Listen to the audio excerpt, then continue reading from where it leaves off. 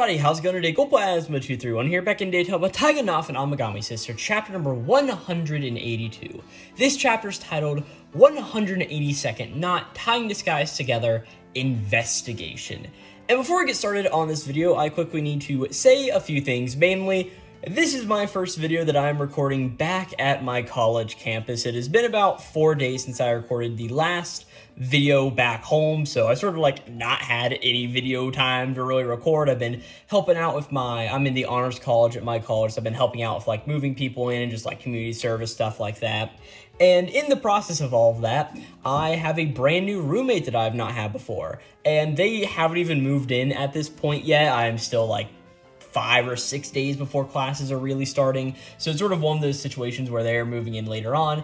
And also, I have a brand new fridge in my room that when I bought, I was told specifically, this thing will not make that much noise. And you know what? It makes a little bit of noise. And granted, it's not bad at all whenever the compressor is off, but whenever the compressor is on, yeah, it is a little bit of a problem. Not to mention my dorm room is bigger, and it does echo a little bit more just for that main reason there. So videos may be a little bit different this time around. Last time I was very lucky with a roommate who was very understanding of me recording a video or two in the room, and I never tried to do it whenever he was in there, but it ended up happening where he did listen to me talk about Kagurabachi or some other manga series. He never listened to me talk about Tying Knot and Amagami Sister, probably for the best, all things considered.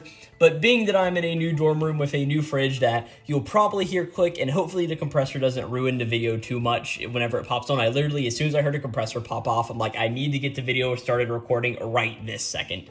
And also with a roommate, I don't really know. I may just have to find out where I can go to actively record a video. We'll just really have to see how all of that goes ahead and get started. I don't even know how the acoustics sound in this room, if people out in the hallway can hear me rambling on in the room. In my old dorm room, it was one of those things where if they were had their ear pressed up on the door, they could hear it. But here, I don't know. I feel like I've walked by a few people's rooms and I can just hear their music playing out the door. So if you're out in the hallway of my dorm room right now and you're like, oh, hey, I hear Corbin talking about manga, well, I don't really know what to do there. And I also mentioned I am living in a suite where I have a bathroom right next to my room, so you can hear all the toilet flushing. So this is just going to be one of those interesting situations where we are just going to have to see how this ends up playing out. But either way, we are here not to talk about my college career and how videos may be hard to record. We are here today to talk about Tying Knot and Amagami Sister, chapter number 182. And this is a really fun chapter. Of course, last time we got this whole reveal of Uryu being like, hey, I want to put all of these prophetic dream puzzle pieces. I was really tired of I was very proud with the titling of last week's video, or yesterday's video, I guess, whenever I put it up. But either way, we had this whole idea where Uryu was putting all of these puzzle pieces together in his head, and he remembered, oh wait, me and the girls haven't gone out to the amusement park yet. So he's like, hey, let me go do that. Whenever they did that, of course, all of the girls invited their best friends over. Wow, would you absolutely believe it? And of course, in that same vein, Uryu invited somebody as well. And that somebody was none other than Yomiko Tsukigami, the head shrine maiden of Tsukigami Shrine. And of course, somebody who has the best chance of giving Uryu all of the answers that he wants. And this is a whole chapter really focusing on this whole idea of Yomiko and what she may know. And honestly, I don't have too much else to say before we start this video, so let's just go ahead and hop right on into it, right? Of course, with the whole idea of this is right whenever Yomiko walked up in the big, dramatic fashion, and we sort of see, Yuna going oh my gosh, Yomiko, you were invited here too? And we even see Makoto's wow, I never expected Uryu to, actually invite someone as well, right? That's what Makoto says. And Yomiko's I mean, I was surprised as well. Who'd know that I'd still be getting invited out to amusement parks at my age, pretty much, right? She's like, hey, my heart's racing already. It's just beating out of its chest here in the moment, right? And of course, everybody's like, oh my gosh, that's crazy, right? And of course, come on, Yomiko, I don't know how old. Let's go to the Amagami Sister wiki real quick. This does exist. I feel like I reference it every video. And go to characters and other characters or shrine priest. Yes, there's Yomiko. If I can click the name correctly, there we go. How old is Yomiko? She is, age is not listed here. That's always a nice, fun thing, right? But either way, of course, this very older woman just like, oh, but like, doesn't this mean like you're not interested in me, Uryu, right? And of course, everybody here is like, oh my gosh, like what a development. Like, but nobody's like too old for a youthful romance, are they? Of course, it's this whole really weird idea at the end of the day, right? And of course, the three Amagami Shrine girls are just like, hey, what's the meaning of this, Uryu? And like, hey, you aren't going after our master now too, are you, right? And Uryu's like, no, like, I'm not at all. Like, of course, that's not why I invited her here, right? And of course, we're like, but like, that doesn't beg the question, why did you invite her here then, right? And Obi-chan's like, hey, like, are we really adding another romantic rival this late in the game? And yeah, that's pretty fair. I mean, as we know, this is contents of the 21st volume. This series is ending with the 22nd volume, which we are almost assuredly done with. So, like, we don't have that many more chapters before this series is over. Like, Obi-chan, you bring up a very good point, right? And Karn's like, yeah, and, like, first his sisters and now an older lady, too. Like, how creepy this get. Like, come on, nobody cares about you, Karin. And then Makoto bringing in the one-liner of the century, and she's like, yeah, I'm honestly shocked nobody has stabbed him yet. Like, oh my gosh, right? But either way, Uryu then like sort of stands back and just thinks like, hey, it seems like whenever I get caught up in some weird paranormal event, Yomiko is always there to help. But I still haven't figured out all of her intentions, and it's high time that I do. And of course, while Uryu's thinking all this, he's really like intensely looking at Yomiko, like this, she has to know all of the answers, right? And of course, Yomiko turns around and just is like, oh my gosh, like what a passionate gaze Uryu is giving me, right? And Uryu's like, okay, I better just like act natural for now, just like kick all of that away to the side, right? Well, of course, they're at an amusement park. It is time to go hop on some roller coasters. And Uryu goes and hops in his seat, right? And we see it's at the very front of one of the roller coaster trains. And of course, Yahei comes up and just thinks like, oh my gosh, like I can ride beside Uryu and like two of us should just have a great time doing it, right? And she's like, oh my gosh, like Uryu, don't make me take a seat beside you, pretty much. But before she can go and sit down, we see that Yomiko sort of like slips into the seat. And of course, gets there first. There can't be two people sitting on one seat. So Yahei is sort of kicked off of the train car. Like, oh no, that's not nice, right? And Yomiko has sort of stolen today here, right? And Makoto just comes with another great one-liner, as from the back of the car, she's like, oh man, like it looks like your love life has more ups and downs than any roller coaster, huh? And Uryu's just like, Makoto, like, are you kidding me? Were you waiting literally all day to get a chance to say that to me? Yeah, that's fair. Like, good job, Yomiko, right? Or not Yomiko, Makoto, that's what her name is, right? But either way, roller coaster happens, and there my fridge compressor just kicked back on. I don't think I've been recording for more than like 7 minutes, and there it is. Hopefully the sound isn't too bad. Maybe I can move it to like the other side of my room or something. We'll really just have to see how it goes, right? But either way, as all of this happens, we see that Asahi is now with Uryu as they're heading into a haunted house. And of course, it's one of these things where Asahi's like, oh my gosh, I'll just use the oldest trick in the book, right? Like, oh my gosh, whenever I get stared, I'll just cling on to Uryu and he'll be sure to fall for me then, right? And of course, as this happens, Yomiko gets in the way and does the exact thing that Asahi was really thinking over here in the second, right? And as this happens, Asahi does one of her things where she's like really like goes up and grabs Uryu from behind and just says like, hey, but Uryu, I'm way more scared than her, right? And Uryu's like, hey, it doesn't really look like you're clinging on to me by like any fear or anything. Like, what are you doing, right? And of course, Karin, the other best friend, is there and just says like, hey, like you people like you scare me more than any ghost ever could, right? And she's like, man, like you guys really don't need to be afraid. Yeah, great, like, I don't know, this was one of those, like, mid-tier jokes, if I'm gonna say anything, right? But then, of course, Uryu is walking around with Yuna, and oh, look at this, there's a really big sweets truck that's selling all of these various sweets, and oh my gosh, we see that Yuna ends up seeing one of these parafrats, whatever they're supposed to be called. I probably brought more attention to me saying that word wrong because I pointed it out, right?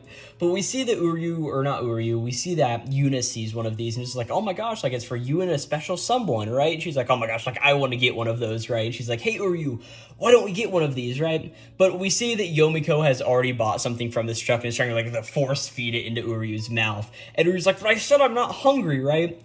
And then this makes Yuna very, very sad. She's like, oh, but you're not hungry? I wanted to share this with you. As we see that she's got one of these massive things in her hands, right? Uryu's like, no, like, of course I'm going to share it with you, right? And of course, the best friend Omi-chan just is like, hey, like, gluttony and lust kamahachi, and like, he's just like, be quiet, he's like eating all of this various food, right? And that's really all of the involvement that all of the girls have in this chapter, as eventually it gets to the point where Yomiko is sitting down on a park bench, and Uryu is pretty much standing beside of her. And she's like, oh my gosh, like, our amusement park's fun, like, I think I might have overdone it a bit. And Uryu's like, I still have no idea what's going on in her head at any singular point, right? But Yomiko's just like, hey, but even so, it seems that your relationship with all three of the sisters has deepened greatly. And that makes me very happy to see, right? And Uryu then just is like, hey, Yomiko, let me ask you this. Are you happy speaking as their master, or because you're a servant of the gods? As we see that Yomiko just sort of like looks up at Uryu's like, hey, why don't the two of us go find somewhere private to talk about this, Yomiko? As we see the two of them get up off the park bench and go somewhere secret. As we then see in the next panel, the three girls are looking for where Uryu and Yomiko have gone, and of course they can't find them anywhere and are really fretting over this whole idea of like, hey, I haven't seen Uryu or Yomiko anywhere, like, where could they have gotten off to, right? Like, I knew there was something fishy going on with those two, like, have they run off to elope somewhere? And one of them's like, oh man, that's a very alarming thought for us to be having, right? But either way, we see that Uryu and Yomiko made it up to the Ferris Wheel, and we see that they are heading up and doing one of their laps around.